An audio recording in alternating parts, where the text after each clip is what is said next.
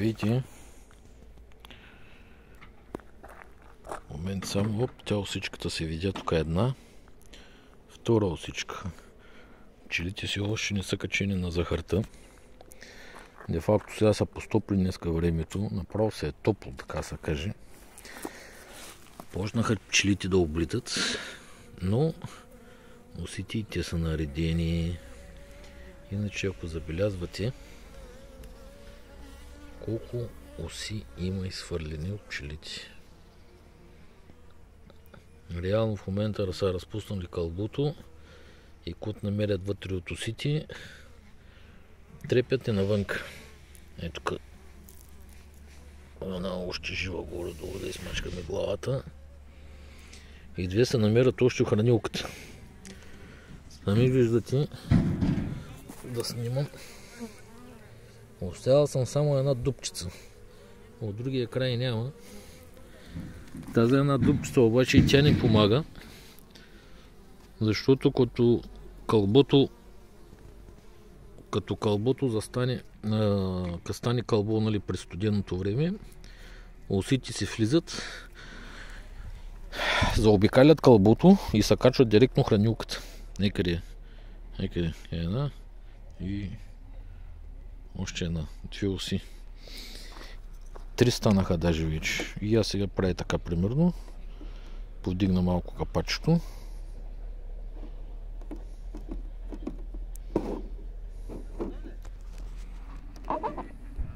Оп. Сега как е? Като надигни, оп, и я смачкам. И така си играя от време на време.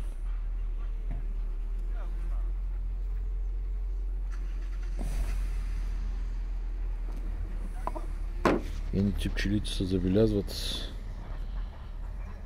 през дупката вече. Разпуснали са кълбото. И вижте как има една осичка дори отгоре, друга дори се завъртят тук отдолу, търсят откъде да влязат, защото помнят.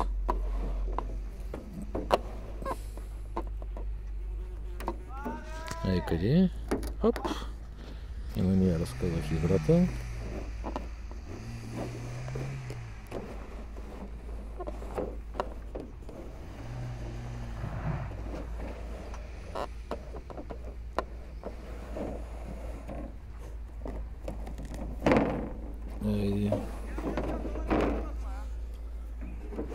Почистваме ги. Почистваме ги от хранилката, да не са вътре, да не разнасят болести. Нещо. И къде са пчелите? Де тропаните понеизлязаха малко отгоре рамките.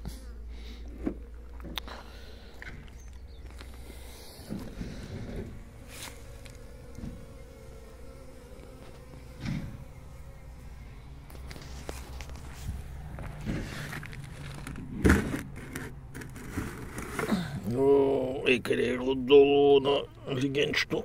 Колко много осички са.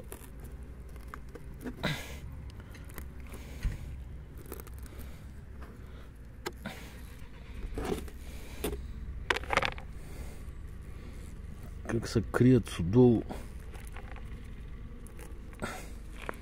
И къде е? Сега видите трупчета на пчели.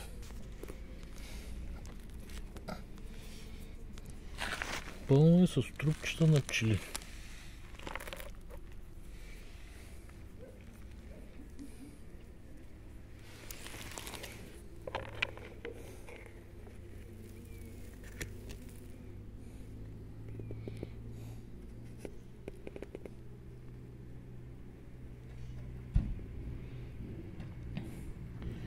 За момента забелязвам само един паднал лакар.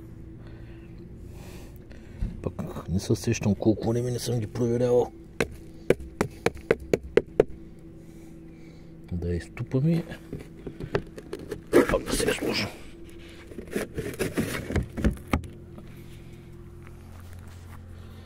Още една изникнала. Къде? Реално ги пърят отвътре, където са се настанили.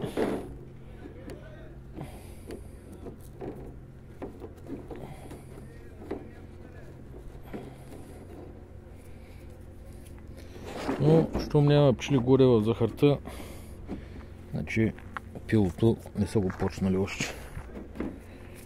Няма влага, няма нищо.